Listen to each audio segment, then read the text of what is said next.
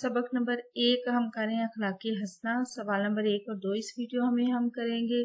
तकरीबन रोज इसकी एक वीडियो अपलोड हो जाया करेगी इसी टाइम पे। आपको वीडियोस अगर अच्छी लगे तो चैनल जरूर सब्सक्राइब कीजिए। वीडियोस कैसी लग रही है चैनल जरूर सब्सक्राइब करें, वीडियोस को लाइक और शेयर कीजिए, कमेंट करके बताएं से कौन सी वीडियोस देखना चाहते हैं। इस चैप्टर के 7 सवाल हैं जो कि हम आपके लिए सॉल्व करेंगे।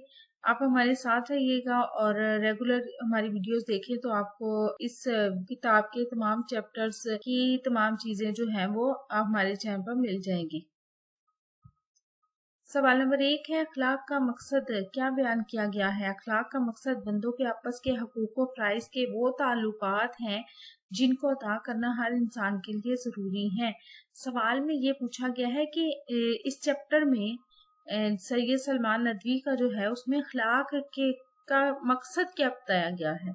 तो अखलाक का जो मकसद होता है वो ये होता है कि जो अल्लाह के बंदे हैं उनके जो आपस में हकूक होते हैं, फ्राइज होते हैं, यानी अगर हम देखें कि माँ बाप के हकूक भी होते हैं फ्राइज भी, इस तरह औलाद के हकूक भी होते हैं फ्राइज भी, इस तरह जो तमाम बंदे हैं अल्लाह के उनके आपस के जो हैं वो हकूक होते हैं फ्राइज होते हैं। कुछ उन पे हकूक लागू होते हैं, कुछ उन पे फ्राइज। तो वो ताल्लुकात हैं, यानी उनके आपस के जो इस वजह से ताल्लुक बनता है जिनको अदा करने का भाई हर इंसान के लिए जरूरी है, उसको अखलाक कहा गया है या वो अखलाक का ये एक मकसद है। यानी हम अगर आपस में अखलाक से रहें, हमारे अखलाक अच्छे होंगे, हमारा आपस में ताल्लुक अच्छा होगा तो तभी जो है वो हमारी जिंदगी आसानी से गुजर सकती है। ये बयान किया गया है मकसद अखलाक का। ठीक है।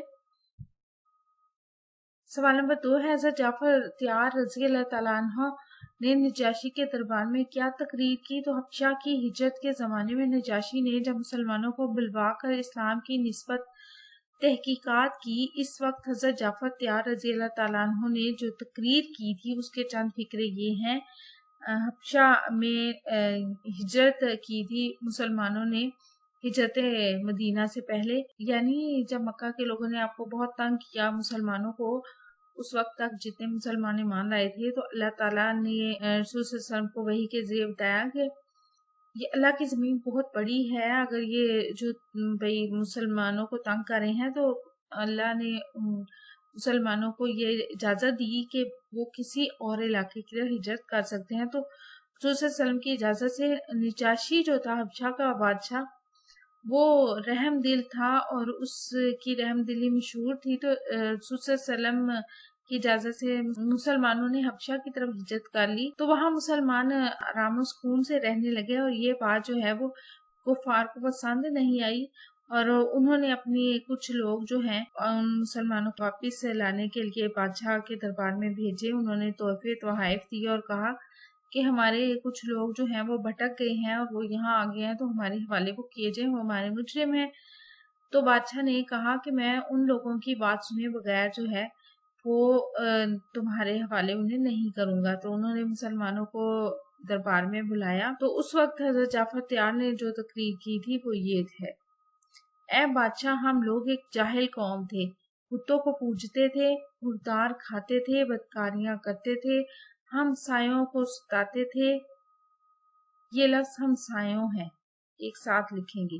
हम सायों को सताते थे, भाई भाई पर जुल्म करता था, जबरदस्त जेर दस्तों को खा जाते थे, यानी जो के हाकिम होते थे वो अपने महकूमों पे जुल्म ज्यादती करते थे और उनका हक मारते थे। इसी इस्लाम में एक शख्स हम में पैदा हुआ, उसने हमको सिखाया कि हम पत्थरों को पूजना छोड़ दें, सच बोलें, खूनरेजी से बाज आएं, यतीमों का माल ना खाएं, हमसायों को आराम दें, अफीफ औरतों पर बदनाम का दाग ना लगाएं।